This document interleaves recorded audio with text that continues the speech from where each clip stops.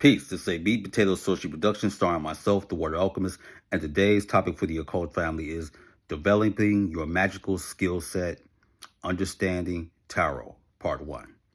So this will be a series. I don't know how long I will do it, but I will do it. So we will start with the tarot. Now, the tarot is working with your holy guardian angel or your higher consciousness. And there's a quick question that I want to answer for everyone. What is the difference between tarot cards and oracle cards or oracle deck? The difference is this. The oracle deck takes out the element of suffering. There is a lot of darkness in the tarot deck.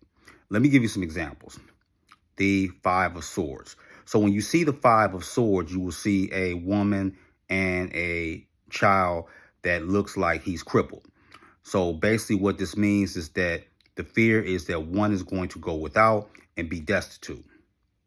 Or you can look at the Nine of Swords, a person who is having sleepless nights. He or she is totally engrossed and worried about things that they can't control. So there's a lot of darkness in the tarot deck as opposed to the oracle deck. There isn't that much darkness, except depending on what oracle deck that you get. Let me give you some example. This is from one of my decks, the Fallen Angels deck. This is Astaroth, dealing with misfortune. So that basically is saying that no matter what I do or attempt to do, it always crumbles to dust. So certain oracle decks will deal with darkness. And also this, for us, celebration. So this means that this is a time to what? Be happy. And you will probably reunite with an old acquaintance. So if you really want to succeed at tarot, use your psychic abilities. This is one of the things that's going to help you. Tarot is introspection into understanding the self. That's all tarot is. So when you're doing this, you getting in touch with yourself, but you're also understanding how to read people.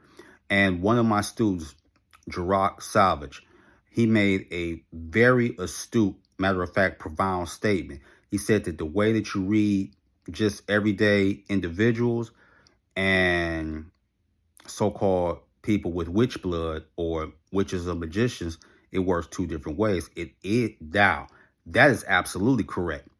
But why? The reason that it is because with someone who's a witch or a magician, they must always have a modicum of doubt. They must always have that, because they hear people just make gross generalizations when they do reads. Oh, you're going to get the job of your dreams, or you're going to meet the love of your life in 6 months to a year. Whereas a witch or a sorcerer, they're looking for you to tell them that, because they know it's fallacy. So they're looking for that. And also when you're dealing with the tarot, learn to work in conjunction with the elements and the planets. So we know if you're dealing with wands, that's fire energy. You know, if you're dealing with swords or air, that's what it is. If you're dealing with cups, what is that? Emotions. So if you're dealing with pentacles, that's earth energy. What is earth? Earth is grounding. Air focuses on the mental plane. Fire is passion. Okay? So you have to deal with these elements. We know cups, of course, emotions. But emotions do what? They go up and down. So what planet would it be like, family? It would be like the moon. Just like you have cycles of the moon. It waxes and it wanes, up and down. There's a good book. I'm going to give this to you too. Mystical Origins of the Tarot, Paul Hewson. That's one. The other book, I've talked about the former before. Planetary Magic, Dennings and Phillips. So the key to really excelling with tarot, and I'm going to help a lot of people out. When you're really trying to get started on this, read for people that have witch blood, because you're going to receive either constructive criticism or constructive praise. And that's how you will do good when you're trying to develop this skill set. You can't just think that you're going to be a good basketball player and you want to sit and look at other people play basketball. Okay, they missed this dunk, they did this, they traveled in this. No, you have to get in the game. That's it. You have to get in the game. And that's one way to develop your magical skill set. Let the pictures speak to you. When you are doing your tarot, go by the energies, because you have to understand there's elements, there's astrology, and there's the power of the glyphs. Now, certain decks you will see glyphs. These are Hebrew glyphs. Okay, so how do you read Hebrew? You read it from right to left.